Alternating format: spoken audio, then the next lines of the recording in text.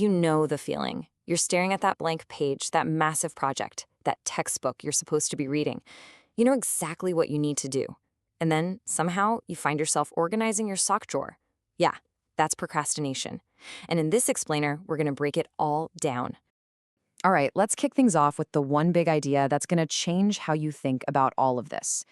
Most of us beat ourselves up thinking procrastination is just us being lazy, that it's a character flaw. But it's not. It's your own brain trying to protect you. The real question is, what's it trying to protect you from? Well, that's exactly what we're about to get into. So let's start with the why.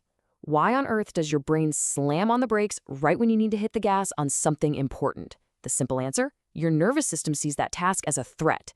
And look, this has nothing to do with willpower. It's just your brain doing its job trying to shield you from something that feels, well, uncomfortable. So, threat number one, uncertainty. When a task is super vague or you're not sure where to even start, your brain's alarm bells start ringing. That little voice asking, what if I don't get this? Yeah, your brain hears that as a legitimate danger, and it triggers that, nope, not doing it, avoidance response. Next up, and this one is a biggie, is identity risk. This is when a task feels like it's a test of you, and suddenly the stakes feel sky high. The fear isn't just about failing the task. It's about what that failure might mean about who you are. Your brain is desperately trying to protect your ego from that awful feeling of not being smart enough. And threat number three is cognitive load. Think about it. Our brains are basically energy-saving devices. So when you face this giant fuzzy command like study biology, your brain registers all that required mental effort as a kind of danger. It's just too much. And the natural reaction? Retreat to something, anything, easier. Okay, and this perfectly shows the trap we all fall into. When your brain senses one of those threats, it goes searching for relief. On the left, you see what that looks like. Scrolling social media, deep cleaning the bathroom, making a super detailed plan. This stuff feels productive, right? It gives you a little hit of accomplishment. But on the right, that's the hard truth. Real progress only, and I mean only, happens when you face that discomfort and actually do the thing. Now, this is where it gets really interesting because not all task avoidance is actually procrastination. It is absolutely crucial to understand this distinction. It could completely change how you deal with this. Let's talk about procrastination versus something called executive dysfunction. So it really just boils down to the difference between won't and can't. Procrastination on the left is a choice. It's a deliberate, I don't wanna behavioral habit. But executive dysfunction is totally different. It's a challenge with the brain's self-management system. Think of it like having a bunch of little managers in your brain who are just really disorganized. It's not that you don't want to do the task, it's that you struggle with the skills of planning and getting started. Okay, so now we get the why. It's a protection response. And we know it's different from a skills challenge. So let's flip to the how. How do we actually start rewiring our mindset and retraining our brains to beat this thing? Get ready for this because we can actually use a psychological trick as our own superpower. It's called the Zeigarnik effect.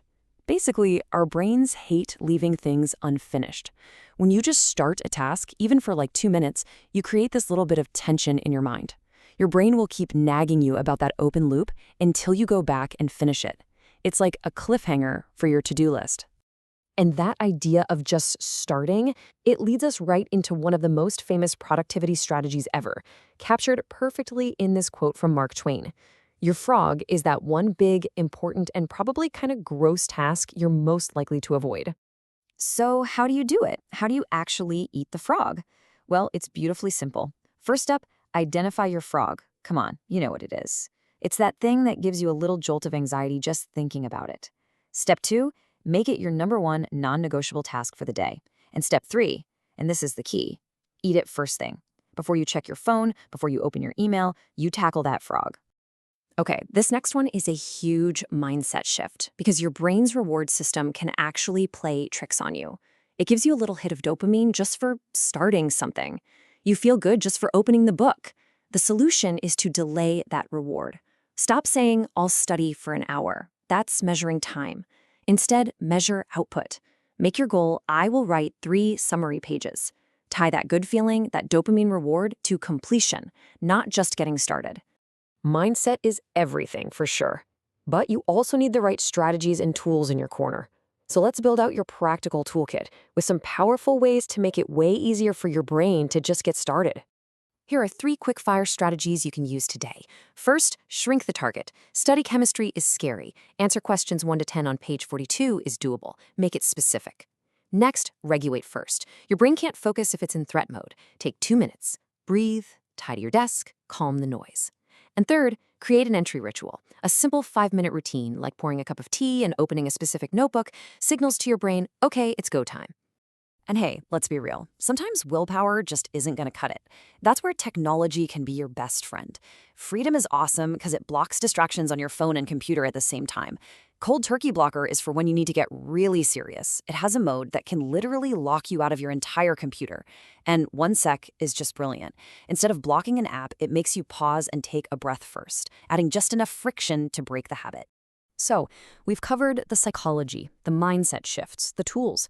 But when you strip it all away, what's left? What's the one thing that actually matters? Well, it all comes down to one simple, incredibly powerful action. Look, you don't have to become some productivity machine overnight.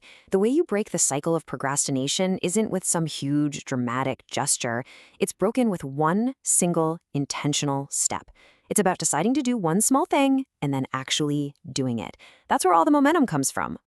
And that's what I want to leave you with. This isn't just information. It's a challenge to turn all this talk into action. So forget about next week or next month. Just think about tomorrow. What is the one frog you will eat tomorrow morning?